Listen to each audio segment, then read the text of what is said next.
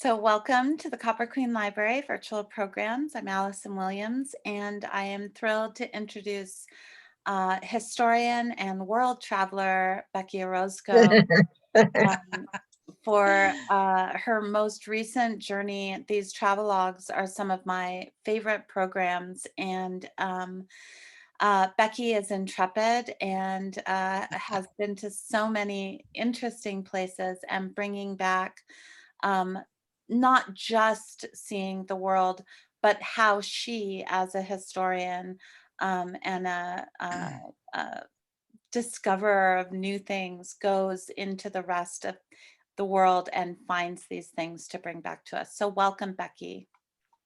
Thank you. And thank you all for coming. It's good to see so many familiar faces. I always enjoy these as much for getting to reconnect with everyone as uh, remembering my travels. And so this is a trip I took in May, May 4th through the 27th.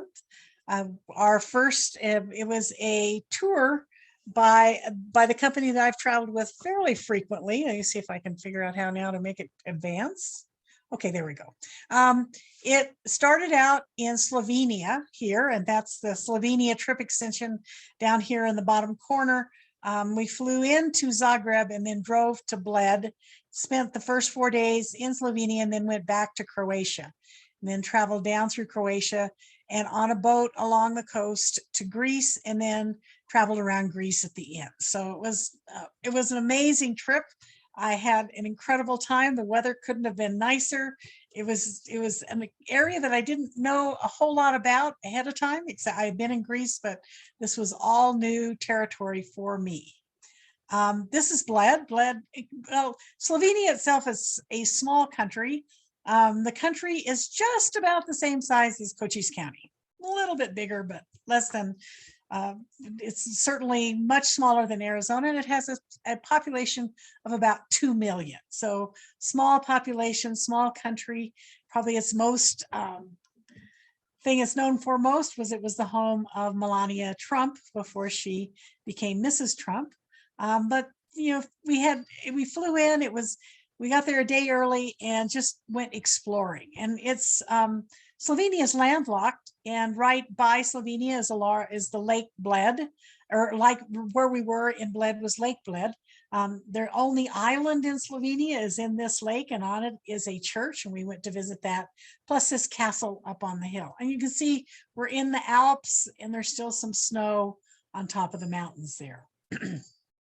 Our first trip was up to that castle, and they have a little museum and a restaurant. So we had a wonderful introduction to Mediterranean food. The lunch you see there on the side was a fish dish of fish from the lake and some orzo. It was a wonderful meal to get in. And then we walked around the lake. It's about 6 miles around the lake. Got our introductions to the Slavic language and how little we knew. By the lake was the cemetery for the people who died in World War I. This area, of course, that Balkan area where the war started, and raged through that area. It was a great deal of conflict right through that mountain area. Following the war, of course, it was eventually became part of the Soviet Union. It was absorbed into Yugoslavia, and it stayed there until 1991 with the dissolution of the Soviet Union, and it became its own country, Slovenia, at that point. So Slovenia itself has historic roots, but it also is, as a country, is very new. This is just a couple of scenes from our walk around the lake. It was a beautiful day for the walk. Lots of ducks and other water birds. And there's the island that you can see there in the distance that we then went out to visit, taking a little boat.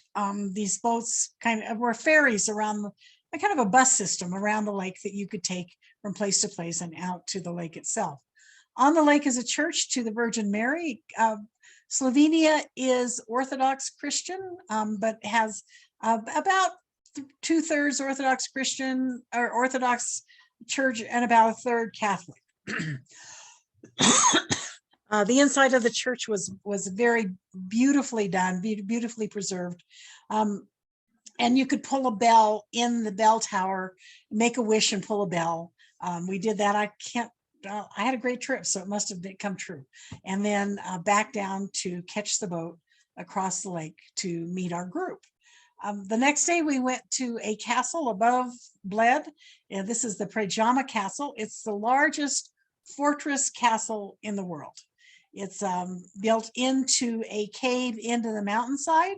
It was built originally in about 1400 and because this was a country not only in World War I, but for the centuries ahead of that, lots and lots of conflict going back and forth across this region. And this castle was a reaction to that, a place where people could retreat when attacks happened. And this is inside the cave itself, all kinds of areas that were built, passages so that people could, if they did get attacked and overrun in the front, they could get out the back side.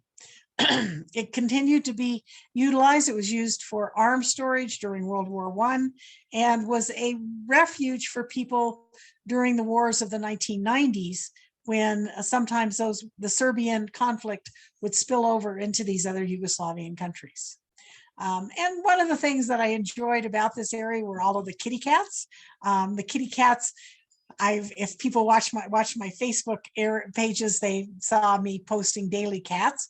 I posted this picture, and local artist Gretchen Bear painted a fortress kitty picture from the painting, the cat photo that I had posted. She did the same when I was in Egypt, so it's always a fun thing.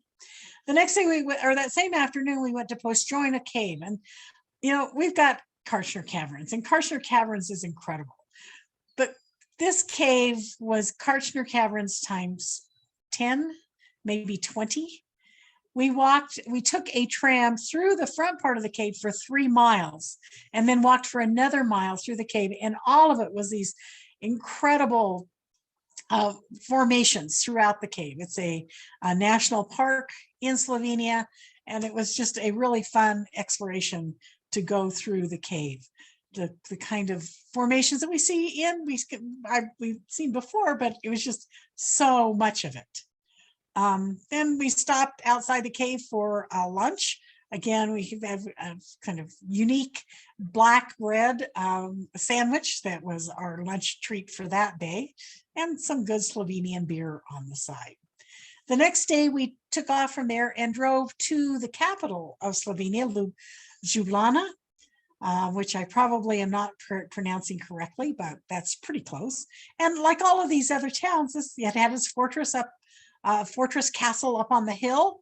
All of them had fortresses for retreat, because again, this is an area that has been under conflict until even just the last couple of decades, that have raged along this coast of the Adriatic Sea. We took a funicular, a little cable car up to that castle, and this is the view down into the main square of Ljubljana, and then came back down and wandered through the market. And again, these towns have beautiful farmers markets full of flowers and fruit and vegetables. And Ljubljana had a system of canals through the city that you could ride boats on to get around from place to place. It was just a really beautiful town. These are a couple of cities. The main church, the church to St. George. And one of my favorite birds that we saw often was the pied crow. He was common, but he's also pretty spectacular to look at. Then from there, we went on to Zagreb into Croatia. Zagreb was where the main part of the tour started. Excuse me. Zagreb is the capital of Croatia. Here's the main square of Zagreb. It was a fun city to walk around. We stayed in a hotel that was right off the main square, Hotel Dubrovnik. And this is a couple of just shots of the Croatian flag and one of the many heroes who have worked for Croatian independence. This is St. George, another statue to St. George, and you can see him standing on top of the dragon. The main church in Zagreb was dedicated to St. George. Of course, St. George actually was in Egypt when he confronted the dragon, which was probably a Nile crocodile. He was one of the early Christians in Egypt before the church spread, but his story then became adopted by all kinds of different groups he became a saint that was widely talked about in the Catholic Church.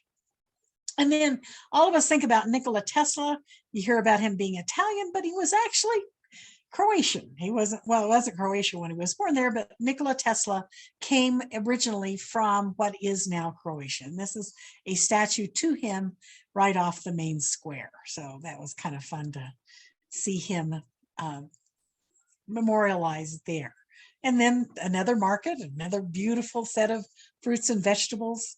The next day we went to a nearby town called Varazdin, and Varazdin had a fortress from the 1200s. It's now a museum that we got to tour, walk through.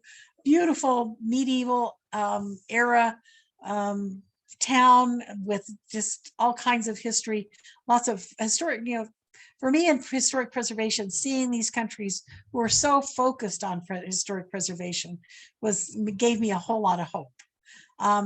From there, we drove south through a park called Plivice, and Plivice is a series of small lakes up in the mountains.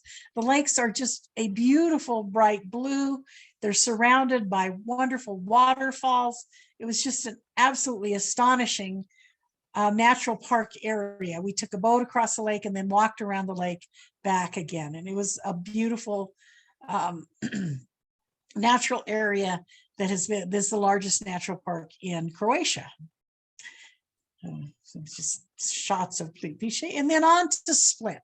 And Split's the reason I took this trip. Split is, well, this guy is Diocletian, and Diocletian was a Roman emperor. He was a Roman emperor in the 200s. He's probably, if you talk about Diocletian, I see him as probably, of all the Roman emperors, the one whose time in power influenced most what happened in the world after. Diocletian decided that the Roman Empire had become too big. And so he created what was called the Tetrarchy, which was 4 leaders, 2 Augusti and 2 Caesars. And each of these were in charge, or were over one of the areas of the Roman Empire. And he set up a way for them to pass on their offices through choosing people who for how they could rule, not because of who their dads were, which was a very novel concept at the time. He also saw the need to re-solidify the Roman religion as the key religion. And so he's probably known most for his crackdown on Christianity. He's the one guy who's the most known for persecution of the Christians. So anyway, he ruled for a short, I think about 20 years. And then he decided that it was time. He was older and he needed to step down. And he set off these series of events that was to lead on to the replacement of the Caesars would move up to the Augusti, and 2 new officers would move in, and there would not be any kind of problem with succession. But it didn't work out that way, because one of the guys that he had named to be the who would move into the Augustus position in Great Britain was a guy named Constantius. But Constantius died in battle the first year, and his army instead of going through the process that they'd put in place, put his son Constantine into power. And Constantine, of course, went up against, they tried to get Diocletian to come out of retirement. There was all kinds of problems. And Constantine went to war with one of the other Augusti, another son of another one of the Augusti, and their battle at Rome, the Battle of the Milvian Bridge, in which Constantine, it says he had a vision in which his soldiers should fight under the Christian symbol. And that led to Christianity first being recognized and then becoming the religion of the Roman Empire. So this whole story about Diocletian and his his role in all of this was something that I've been fascinated with for a very long time from my time as teaching about Roman history. So I really wanted to see his palace, and that's what made me choose this particular trip. This is part of his palace. It's still standing. It's a very huge edifice. Parts of it now are lived in by people. You know, Croatia has had a big influx of refugees. There's a big housing crunch throughout the country. And so people are sort of camping in and around parts of the palace. Parts of it are still really well preserved and fun to walk through. It's a beautiful site right next to the ocean in Split. And it was just a great place to explore. We walked into this old tower structure, and as we came in, it was filled with music. A group of a cappella singers of a style that's very popular there were singing in this, and it just brought home the long history of Split and its role in world history overall. From there, I went to the Archaeology Museum. By then, pretty much everybody else in the tour had said they'd had enough of archaeology, but this museum was just packed full of artifacts from Split and the surrounding area. This is one of a number of sarcophagi that had been preserved there. And then we went down and got on our ship. This is the ship that we would be on for the next 11 days. It's the Arethusa. It's from the company Overseas Adventure Travel. And we've traveled with them before. It holds about 50 passengers. And so a nice small ship that was very flexible in terms of what it could do along the coast. And then that's looking across to the dock from our ship as we were docked in Split. That afternoon, I really wanted to see the Roman city itself, the old Roman city of Salona, which lays outside this of Split, and was the Roman city before Diocletian laid out his palace in Split itself. And so I managed to, the guide for our group found me someone to take me out to the site, and I spent the afternoon exploring in Salona. And Salona was a city that had been the Roman port along the Adriatic there. It had taken the place of a Greek port before that. And after it, there was a Christian element there as well. There was a Christian martyr who is buried there. And so it's a pilgrimage site today as well. So it was just a wonderful place to wander around. Nobody else was there. Didn't have the crowds of the city, and I got it pretty much to myself. So that was a fun thing. Back on the pier, stopped for a little treat and some beginning bird watching as we got ready to sail. Our first stop was the island of Var. And Var is an island that I think I could live on. It's got it all. It's got incredible scenery right on the coast. The climate is almost perfect. The city of Var, or the town, is kind of located inside of a little bay, so it's really well protected, but the weather there was delightful, had great food, it had archaeology, it had it all. We spent the next of that day exploring around Var. We took a bus out of the city up to the hill overlooking Var to its fortress castle. And then this is just the port around where we were docked on the island there. Just some island shots. Going up to, and this is actually, did we go on to Croatia? No, this is still Var, going up into the fortress, looking down on the city below. And then, of course, a market. All of these towns had wonderful markets in their downtown areas. Another view of Var looking down. And from there, we sailed on to yet another island. Another part of Var.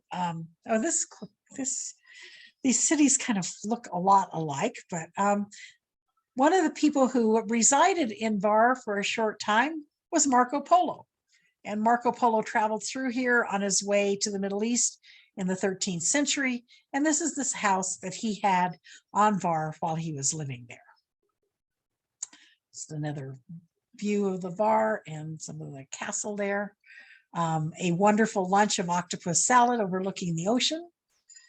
And on to Dubrovnik. This is the bay at Dubrovnik. Dubrovnik, of course, is the second largest city in the country. It's in the far south, and a major port area for the city itself. Dubrovnik has its own castle up on the hill, one that we also got to go up and visit. This was sort of the same in all of these cities. They have the Adriatic feel. All of them are connected to this area that was a major trading route. It lies right across from Venice, and the Venetian traders used these cities as ports as they explored and traded throughout the Mediterranean area. This is more of Dubrovnik. Great Dubrovnik meal. That's a black risotto and some calamari or octopus. Some wonderful food that we had there. In the afternoon, we went out to part of the town that is still recovering.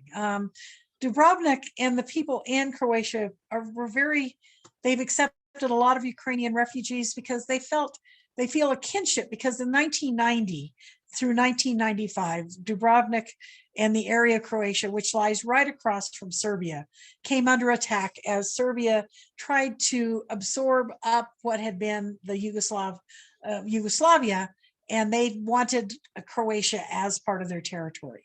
And there's large parts of the town of Croatia, or of Dubrovnik, that still have not recuperated, that are still in ruins from the bombing that they experienced in the wars of the 1990s.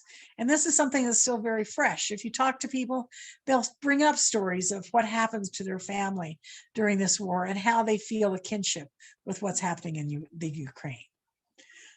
From there, we sailed south to Montenegro. Now, Croatia is about the same size as Arizona. Has a little bit less population than Arizona, but Montenegro, a little country just to the south of Croatia, is smaller than Cochise County, and the entire population for the country of Montenegro is about 600,000. So small population, beautiful port city, right up against the mountains. Right on the other side of the mountains, of course, is Serbia, and they feel they've kind of carved out a little area for themselves. They are trying to assimilate into the European Union, although they are not a member yet. Croatia is going to convert to euros later at the end of this year, and they are in the process of becoming a full member of the European Union. This is looking down on the city of Koragudna from the hillside above the bay in Montenegro.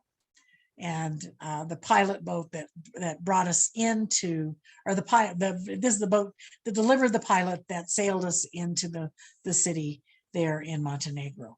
The city itself has medieval roots, as many of these cities do, and it was just kind of like walking through a wonderful museum as we explored around the city that afternoon.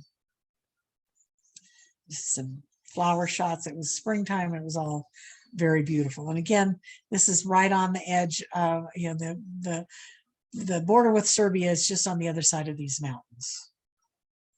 From there, we sailed south to Albania, and Albania was totally different than the other countries we were in. Of course, Albania, just in recent years, has changed from its communist era government. Albania was kind of like the North Korea of the Mediterranean. They set themselves apart from all of as the Soviet Union collapsed. They maintained their communist socialist government. They did not take the sort of route of following history and joining the rest of the Mediterranean area, and isolated themselves for a number of years until just recently, to the 2006 actually.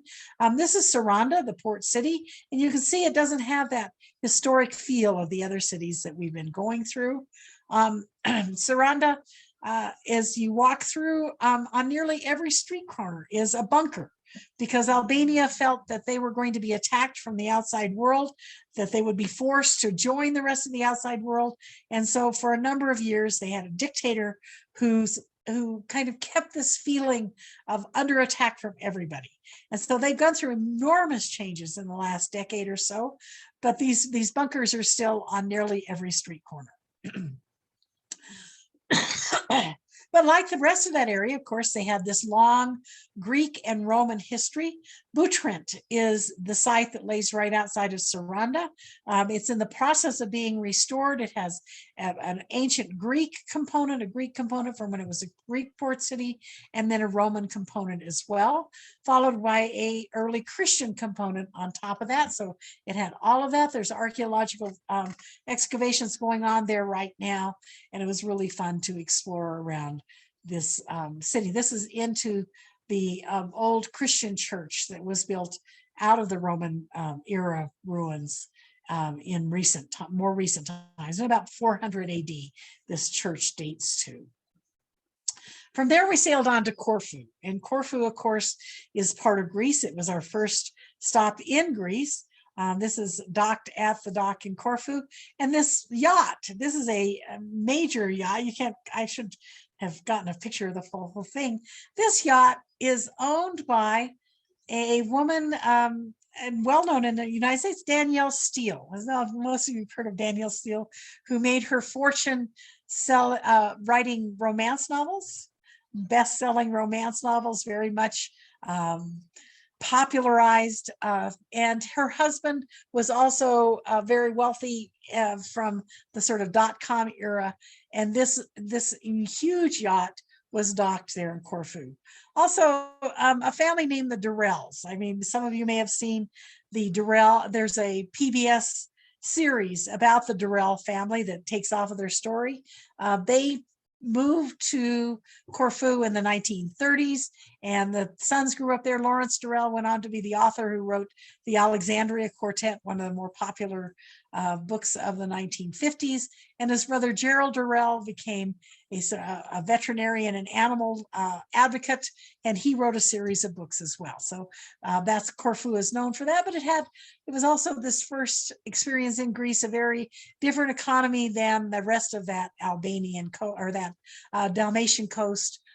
This is traveling up to the headlands above the city the capital of Corfu. Again, fortresses and great views down over the south. My travel companion was Sheila Heidman.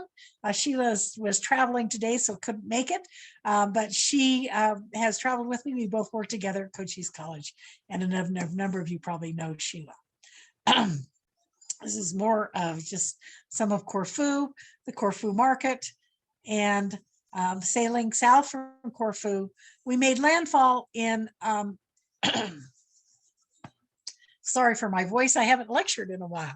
Patmos. And Patmos, we were supposed to sail through the Corinth Canal, and I'll talk about the Corinth Canal, but there was a landslide.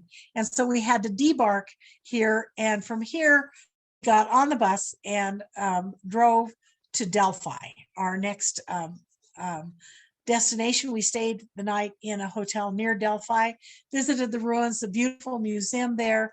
And Delphi is known because during Greek times and well into Roman times, it was known for the Oracle of Delphi. And the Oracle of Delphi in the 300 and 400 BC period was well known throughout the Mediterranean. If you had a question about ruling, you might come to the Oracle of Delphi and ask that question. And the Oracle at Delphi was a woman who was appointed as this oracle. It's been kind of discussed that perhaps, well, in the Oracle area there, it's a very recent, there's a lot of recent volcanic activity. There are vents, and that the Oracle, her chamber sat right above one of these vents, and perhaps the visions that she had came from breathing the fumes from this volcanic vent. But she was well known throughout the region.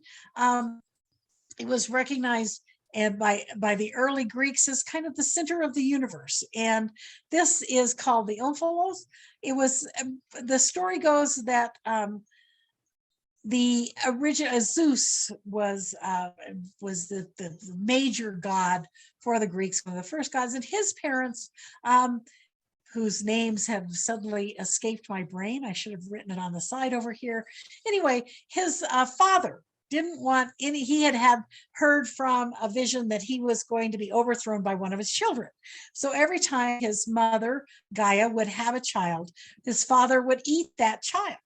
Well, she eventually decided that she didn't like that anymore.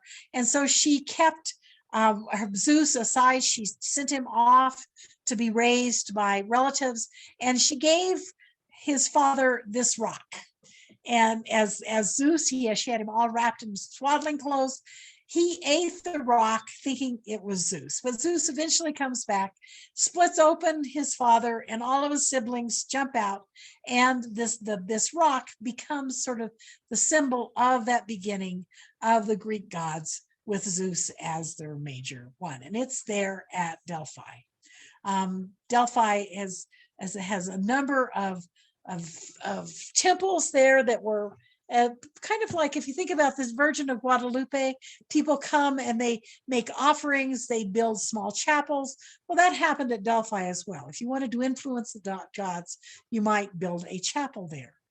This was the Greek and later Roman theater in the city.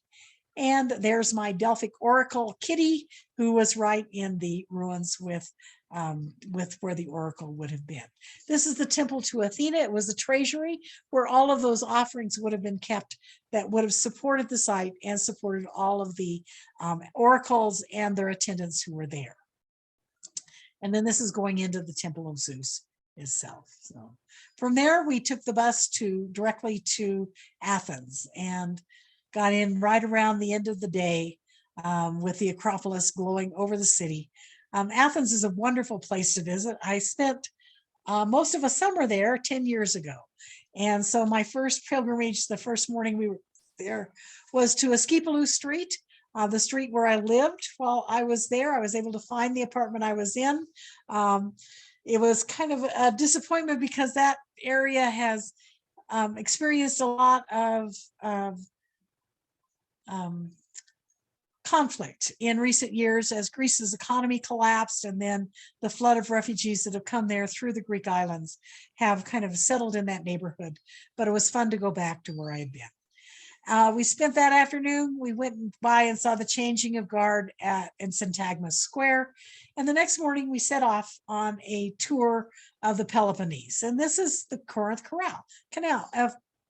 I should put in a map of Greece here, but Greece, the mainland of Greece, has a peninsula, the Peloponnese Peninsula.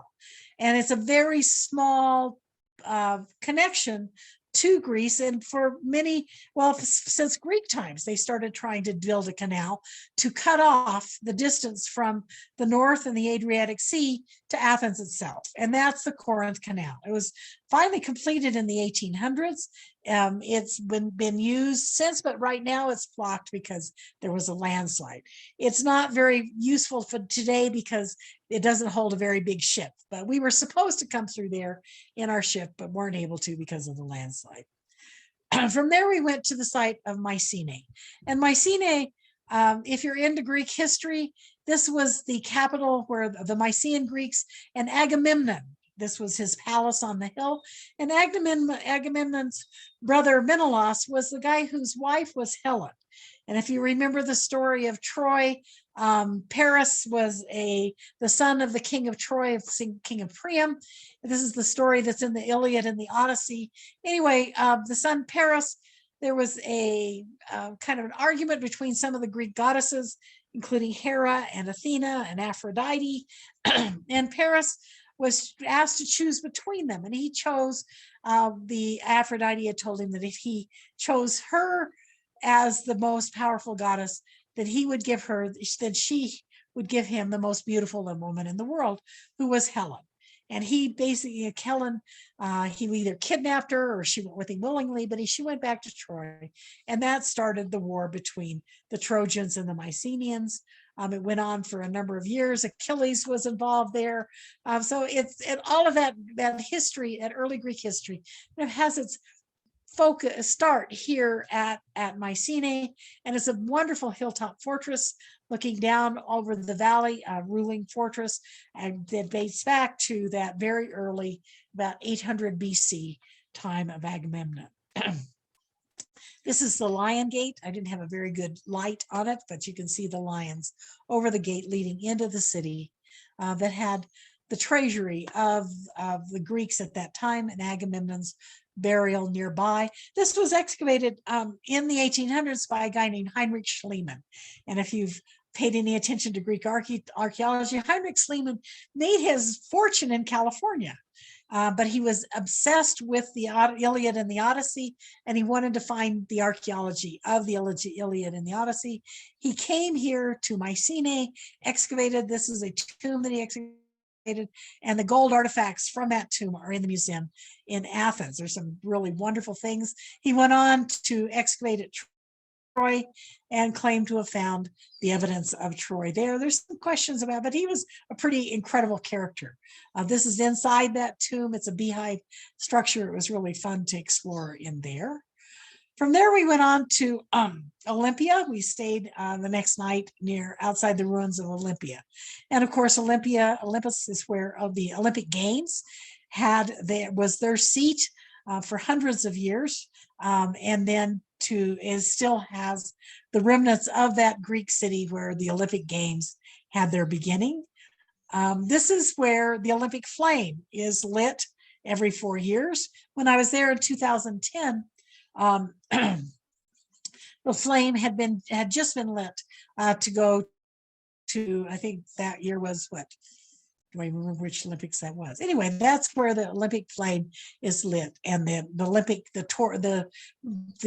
procession carrying the torch to the site leaves from there. And a little bit of wildlife, and just walk through the ruins of Olympus. Sunset over that edge of the Adriatic as we went on to the city of Nafplion. And Nafplion is a more recent fortress city.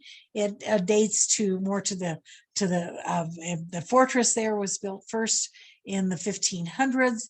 And this fortress also played a big role in the Greek war for independence in the 1950s and 1960s. And so we explored this medieval and more recent castle that had a tie to the Greek independence movement. There's Sheila as we explored through the castle, and a little bit a view down onto the port city below.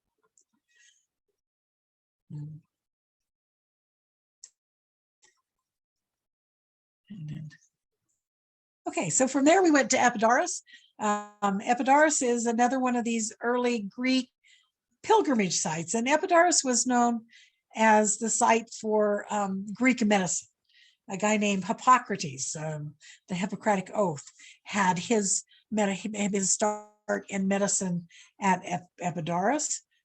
This is one of the temples there. And again, it had a number of these Greek temples dedicated to the various practitioners who practiced medicine there, and you would go there for healing, to consult with these various medical experts. Asclepius, the guy whose street I lived on in Athens, had roots in Epidaurus as well. This is the theater there, and this theater still is in use. Every summer they have a series of Greek plays here. It would be really fun to go there. I guess I'll have to go back. And this is the temple to Zeus, and parts of the city that are still in the process of being reconstructed.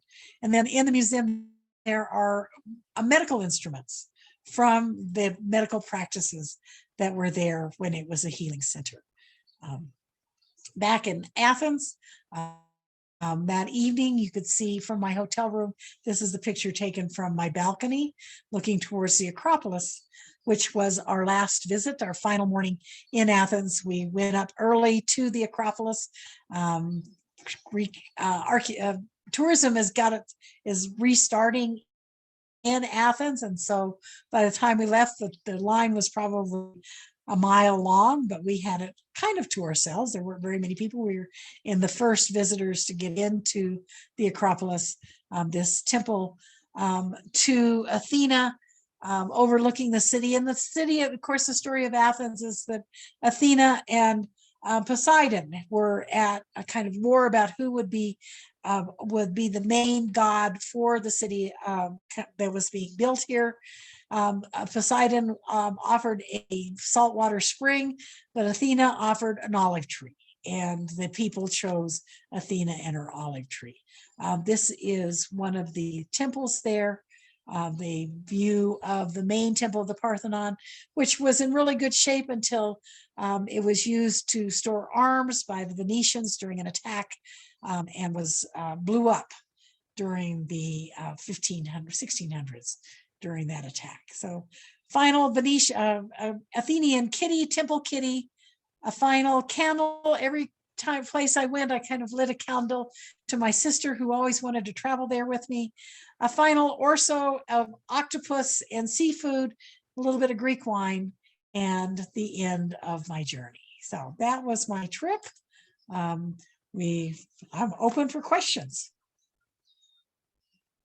Not a question, but as Becky and I discussed, Mel and I went to Croatia. Let's see, can we turn up his sound a little bit? I hear you. I think you need to turn up your okay, sound. try again. Me? Yes. Okay. Becky and I talked about this at the baseball on July 4th, but Mel and I went to Croatia in 2015, and the part that we went to was the Istrian Peninsula, and just really loved that. The cities of Slovenia, Pula, and Zadar. So if anybody wants to go to Croatia, include those in your itinerary. It's just a lovely country. I could live there. Like Becky said, she could have lived in, was it Split? I could live in Pula. There's a Roman Colosseum right on the water. Yes. Incredible. Yeah. Croatia was just, it was, the people were so nice. The view, the archaeology and the scenery and the history was all there. It was just, and the temperature was perfect. It was a wonderful place to explore. I have a question, Becky, which is Yeah. that, well, actually before that, I did want to say, so I think it's very interesting, the literary journey of Danielle Steele's yacht to Lawrence Durrell. Anybody who hasn't read the Alexandria Quartet, the quartet is one of my favorite when I was a teenager. And there's another literary genius who's very old school, Mary Stewart. If anybody remembers, Mary Stewart wrote a series of mystery romances in the like 60s. And she set several of her novels, I think The Moon Spinners and another one on Corfu. And I was already obsessed with Greek mythology, but reading, novels set on that island, I just felt like I've always felt like Corfu must be my other life, my past life, my home away from home. And also Zeus's father was Cronus. That was his name. Oh, thank you. It would have come to me eventually, probably in the middle of the night tonight, but yeah. So my question is kind of bigger. I just wondered, with the war in Ukraine, did you see any effects of that present day war spreading out to these countries? Was there, evidence of it socially? Mostly in just the refugee population. Croatia itself has taken in over 50,000 refugees, and the other countries of Slovenia and Montenegro have all taken in significant numbers of refugees as well. And so there was that sort of understanding that refugee population was putting a lot of pressure there, but that also, there was, when people talked about the war in Ukraine, they brought up their experiences of the war with Serbia in the 1990s. Yes. And that was all very fresh for them. And I think there was a lot of sympathy for Ukraine there. Absolutely. Thank you. Does anybody else have a question? I do. Becky, I joined late and I didn't hear you probably said, but how long was your trip? It was 24 days. 24. Okay. Yeah. Thank you. Could have been longer, but I had, it was. And Okay. 11 Chris, did you days- have a question? I just had, Well, go ahead. So 11 days on the boat and the rest of it on land. Okay. Yes, Chris. I just had comments. I enjoyed hearing about the Durrells in Corfu because that's one of my favorite PBS series. I've seen all of the series.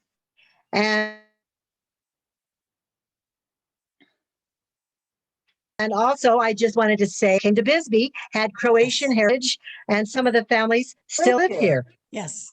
And some of I actually had a message, I think, from Really, Miss? Darlene. No.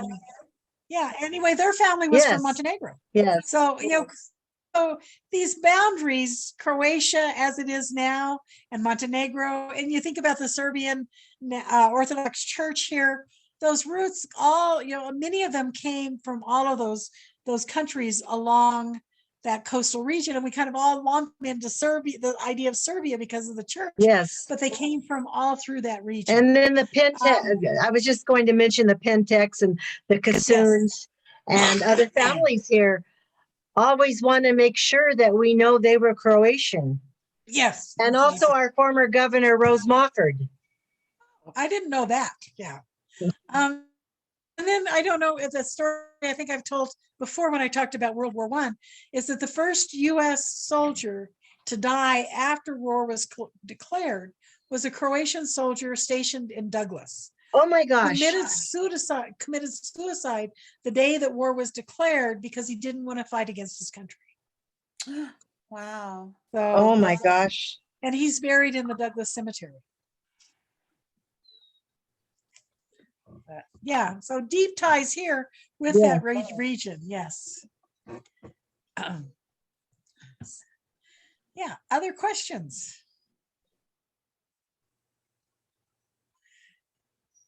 The Corinth Canal that you were going to take that smaller boat through, I mean, I guess it's hard to tell because there's nothing to give a perspective of the width of it.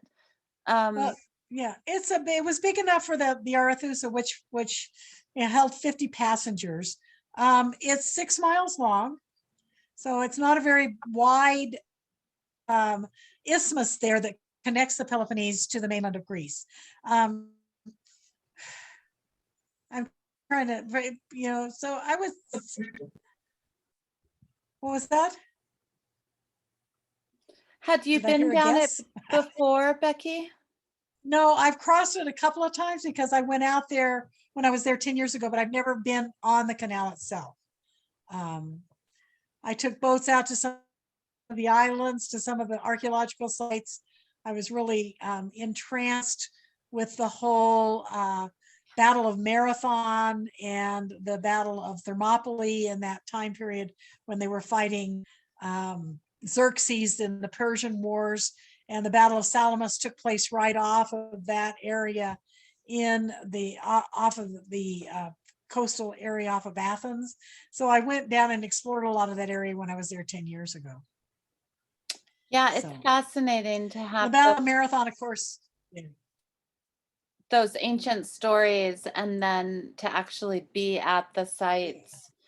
Does Yeah. anybody else have any other questions or comments? Greece is definitely on my list of #1 places. So Becky, I always ask you this, but what was your favorite thing or favorite place? What was your standout moment for you? Well, the island of Var, of course, is the one that I said I could go and live at. That was a wonderful one, but I think probably the afternoon I spent almost alone at the site of Salona outside of Split really is that whole feeling of the connection to the past came just sort of, it was very much for me there. There was lots of really great moments, but that one was probably the one that I'll always, that kind of floats to the surface of my brain.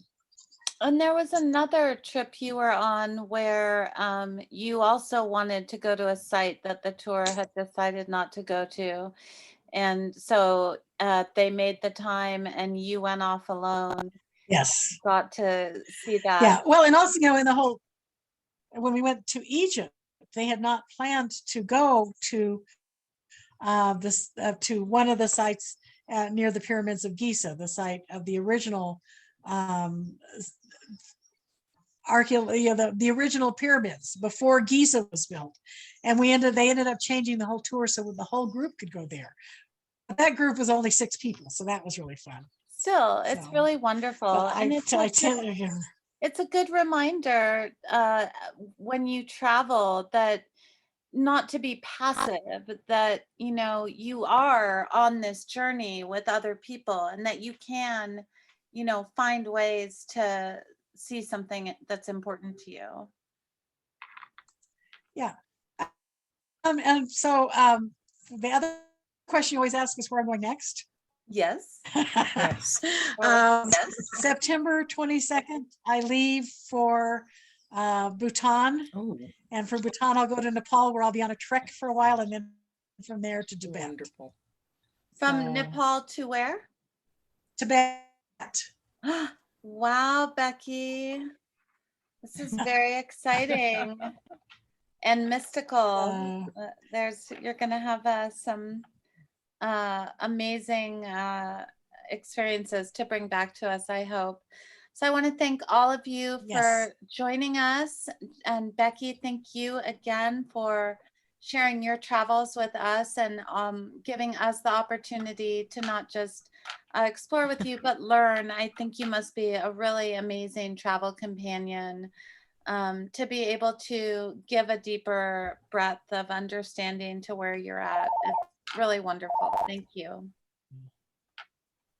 Well, thank you all. It's good to Thank see you you. all. Okay, Thank you. thanks, Allison. Thank you, Becky. Thank you. Good night. Thank See you you. soon. Okay.